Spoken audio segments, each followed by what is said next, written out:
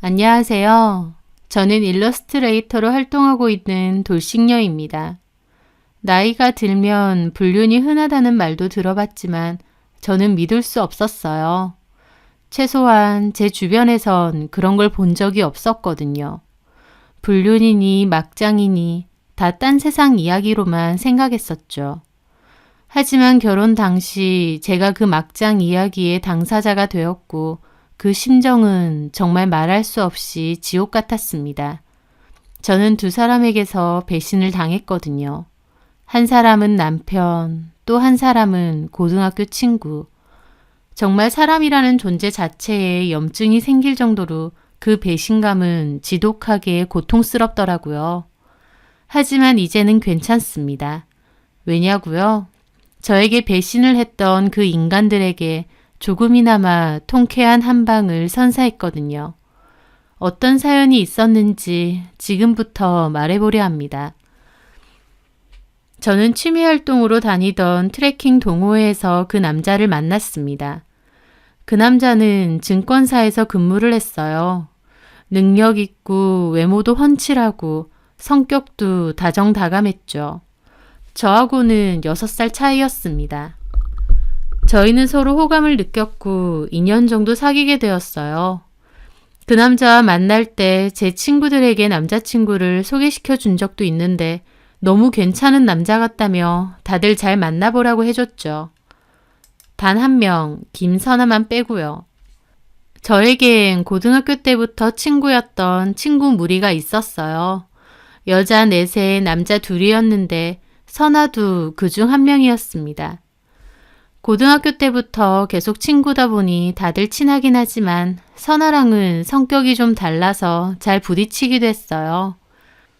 그렇다 보니 다 같이는 만나도 개인적으로 자주 보는 사이는 아니었죠. 하여튼 다른 친구들은 제 남친이 외모나 직업, 집안 다 좋을 것 같다고 해주는데 선아 걔만 꼬투리를 자꾸 잡았습니다. 나이가 6살이나 차이나? 어쩐지 같이 사진 찍은 거 보니까 확 늙어 보이긴 하더라. 라고 하질 않나 증권사에서 근무를 한다니까. 증권사? 뭐 주식쟁이 같은 거네? 라고 비꼰 적도 있었죠. 뭐가 저렇게 마음에 안 드는 건가. 저도 마음이 좀 상했는데 다른 친구 말로는 선아가 부러워서 일부러 그런다고 하더군요.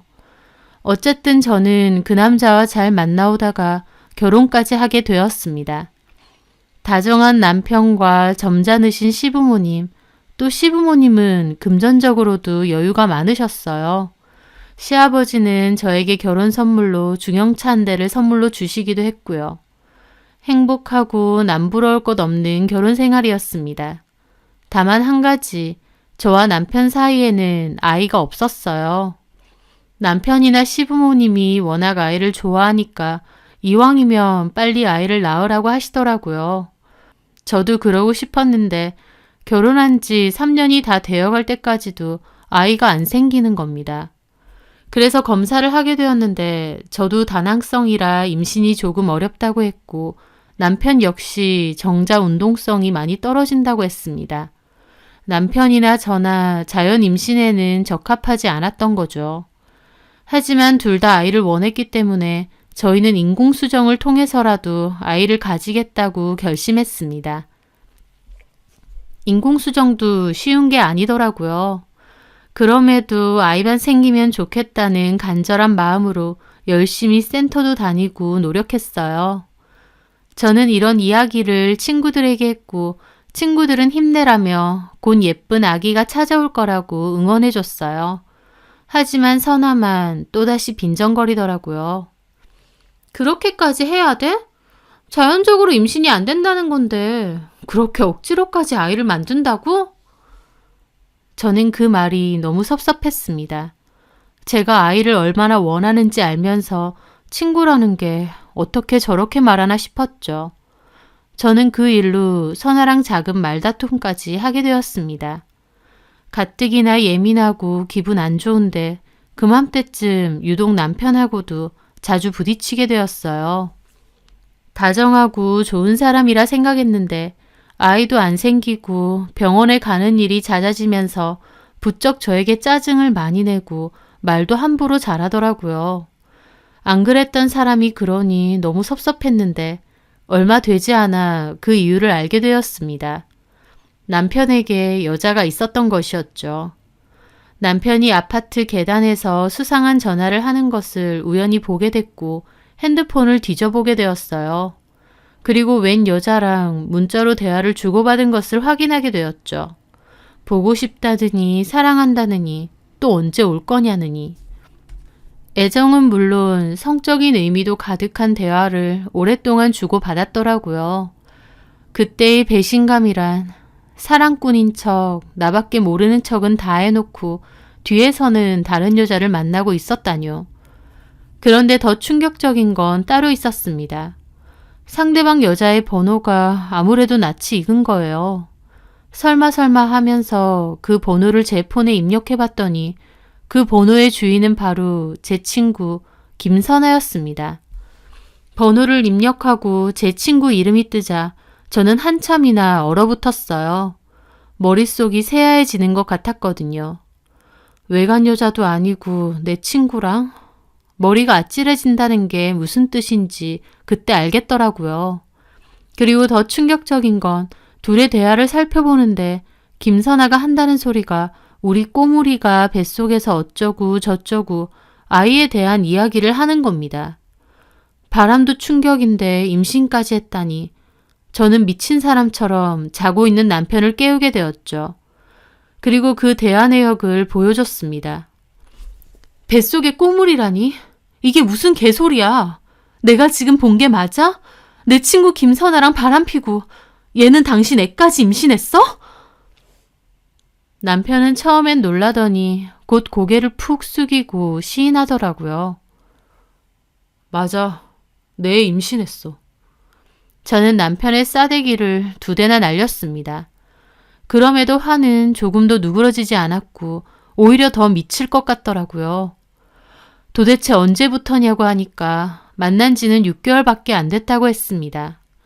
전에 제 친구들과 모임을 가졌을 때 저 포함해서 배우자가 있는 친구들은 배우자도 함께 만났어요. 그런데 그때 눈이 맞았다는 겁니다. 남편 말로는 화장실 가는데 선아가 따라와서 번호 달라 하고 유혹을 했다고 했습니다. 남편 놈도 거기에 좋다쿠나 넘어갔고요. 프리랜서 모델로 일하는 늘씬하고 예쁜 선아가 유혹을 하니 남편 놈도 얼씨구나 한 거였죠. 그날 정말 개싸움에 가까운 부부싸움을 했고 다음날 새벽 선아에게 전화를 했습니다. 선아가 전화를 받자마자 저는 쌍욕을 퍼부었어요. 남의 남편이랑 그러고 싶냐고요. 하지만 선아는 저한테 미안한 구석도 없이 태연하더라고요. 저는 그 길로 선아네 집으로 가게 됐어요. 정말 머리끄덩이라도 다 뽑아놓을 생각으로요. 하지만 선아는 문을 열어주지 않았고 문자로 자기 임신한 지 4개월 차라고 저보고 되려 헤어져 달라고 하더라고요. 그러면서 연달아 보낸 문자가 네가 못 가진 홍석 씨 아기 나는 한 번에 가졌어. 홍석 씨랑 내가 인연이라는 뜻 같아. 너한텐 미안하지만 이렇게 된 마당에 좋게 물러나줬으면 좋겠어. 라고 하더군요. 그걸 보는데 정말 미치고 팔짝 뛰겠더라고요. 저는 선아 집 앞에서 몇십 분 동안이나 악을 지르며 쌍욕을 퍼부었습니다. 정말 미친년처럼요. 그리고 친구들에게도 이 사실을 다 알렸죠. 친구들도 기함하면서 선아를 욕하더라고요. 제가 모든 사실을 알게 되고부터 남편은 도리어 저에게 이혼을 요구했습니다. 남편은 선아에게 홀딱 빠져 있었고 또 선아가 자기 아이를 가졌으니 어쩔 수 없다는 태도였죠. 이 일은 시부모님까지 알게 됐는데 아무리 저에게 잘 대해주셨어도 결국 결정적일 땐 남편 부모님일 뿐이더라고요. 처음에는 남편 보고 화도 내셨고 김선아한테도 뭐라고 하셨어요. 하지만 시간이 지나고 김선아의 배가 불러오면서 또 뱃속의 아이가 아들이라는 것을 아시게 되자 시부모님도 점차 태도를 바꾸시더라고요. 나중에는 저에게 위자료는 섭섭치 않게 줄 테니 이혼해달라 하셨고요. 결국 김선아에겐 아이가 있고 나는 아이가 없으니 저보고 물러나 달라는 거였죠. 그때의 제 기분은 한마디로 딱 죽고 싶었습니다. 행복하고 든든했던 나의 가족은 다 허상이었고 제 편은 없었습니다. 시부모님은 지금 그냥 이혼해주면 결혼할 때 줬던 차도 그냥 제가 가지고 위자료도 법적인 위자료 말고 따로 섭섭치 않게 챙겨주신다고 했습니다. 하지만 그때 저는 그 소리를 듣고도 난리를 쳤어요.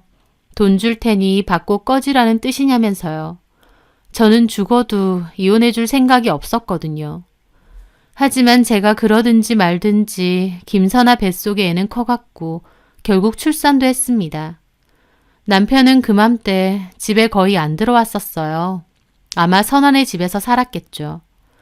선아는 출산 후 카톡 프로필 사진에 출생한 아이 사진도 올려놓더라고요. 참 뻔뻔하고도 철면피였죠. 저는 너무 괴롭고 힘들었는데 그쯤 되니 친정 부모님도 그냥 이혼해주고 말라고 하셨어요. 제가 말라 죽는 것 같다고 하시면서요. 결국 저는 시부모님이 주신다고 한 위자료를 받기로 하고 이혼을 해주었습니다. 더 버티다간 제가 죽을 것 같았거든요. 그렇게 이혼 후 1년 정도가 지났을 때였습니다. 저는 원래 하던 사파 그리는 일을 계속했어요. 이혼과 배신의 상처는 여전했고 그것들만 떠올리면 자다가도 벌떡벌떡 일어날 정도로 분통이 터졌지만 제 마음을 달래는 수밖에 없었습니다. 참 불공평하게도 그것들은 아주 잘 먹고 잘 살더라고요. 김선아는 친구들에겐 손절당했지만 그러든가 말든가 보란듯이 아들 돌잔치도 했었고 아들 사진도 SNS에 올리면서 행복하게 잘 지내는 것처럼 보였습니다. 어쩌다가 그런 사진들을 보게 되면 참 비참하고 힘들더라고요. 그런데 어느 날 친구 하나가 저를 찾아왔습니다. 저희 무리 친구들 중에 조연준이라는 남자친구가 하나 있거든요. 연준이가 갑자기 저에게 할 얘기가 있으니 술 한잔 하자고 하더군요. 그렇게 연준이와 따로 만나게 되었어요. 요즘 잘 지내? 친구들 모임에도 잘 안 나오고. 내 꼬라지가 이래서 누구 만나기가 싫으네. 네 꼬라지가 어때서? 남편 놈이랑 친구년이랑 바람나서 애까지 낳고 희희낙낙 하잖아. 그거 지켜보면서 나는 말라 죽어가고 있지 뭐. 떨쳐보려고 해도 너무 열받아. 제 말에 연준이는 한참을 망설이다가 말하더라고요. 저기 미진아. 왜? 이 얘기를 너한테 할까 말까 참 고민 많이 했거든. 뭔데? 확실한 건 아니고 내 짐작인데 말이야. 연준이는 또 뜸을 들이더니 말했습니다. 선아 아들 있지. 아무래도 내 애 같아. 저는 그 말을 듣는데 마시고 있던 맥주를 그대로 뿜을 뻔했습니다. 정말 생각지도 못한 말이었으니까요. 그게 무슨 소리야? 실은 나 선아랑 한 번씩 자던 사이였거든. 뭐라고? 그 말도 충격이었습니다. 연준이와 선아가 그런 사이였다는 건 금시초문이었으니까요. 둘이 사귀었단 말이야? 사귄 건 아니고 그냥 한 번씩 그랬어. 서로 잘 맞아서. 그런데 실은 너랑 선아 그 일 있기 전에 선아가 나한테 그랬거든. 자기가 생리를 안 한다고. 병원에 한번 가봐야 될 것 같다고. 그래서 같이 한번 가보자고 했어. 솔직히 만약 선아가 내 애를 임신했으면 난 내가 책임질 생각도 있었거든. 근데 그 후에 한동안 연락이 안 되더라고. 나도 걱정돼서 찾아갔는데 지 말론 임신 아니래. 그냥 생리불순이라고 하더라고. 그래서 그냥 그런가 보다 했지. 근데 그 일 있고 얼마 안 있어서 너랑 그 사단이 난 거야. 네 전남편 애를 가졌다는 거지.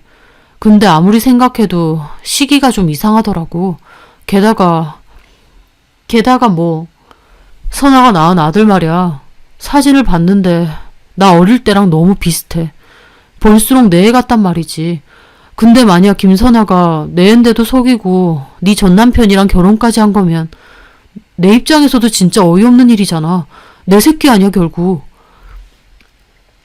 연준이가 저에게 들려주는 이야기는 정말 충격이었습니다. 선아의 아이가 전남편의 아이가 아닐 수도 있다는 말이니까요. 근데 뭐 증거가 있는 건 아니고 그냥 내 직감이긴 한데 만약 내 애가 맞다면 나도 이건 그냥 못 넘어가는 일 아니냐? 연준이의 말에 저도 곰곰이 생각해보니 뭔가 이상하긴 했습니다.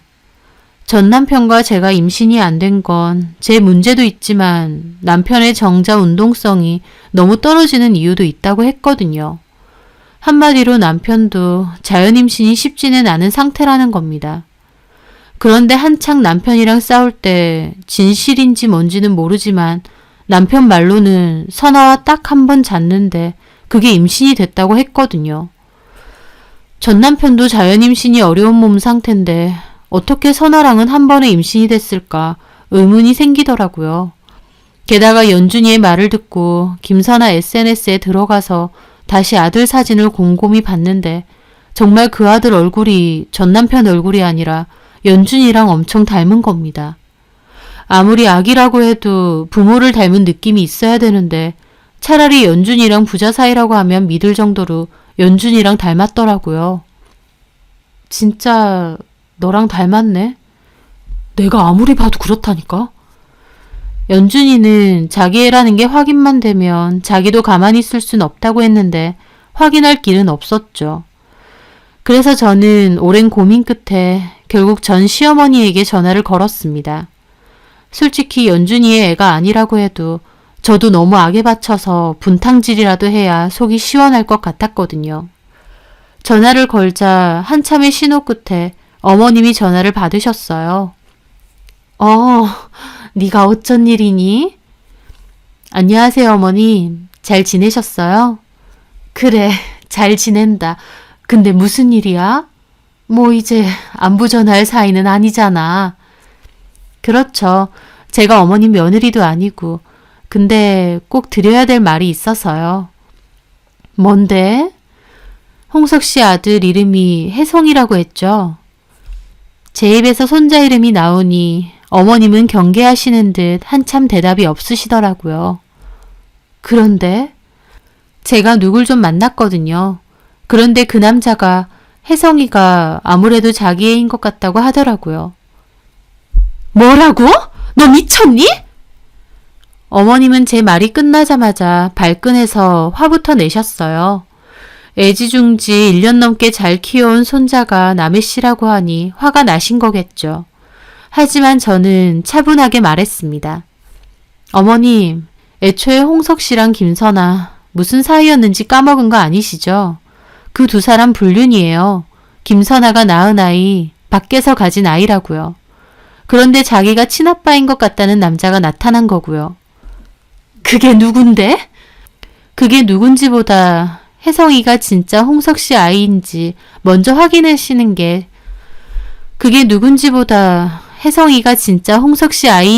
먼저 확인하시는 게 순서 아닐까요?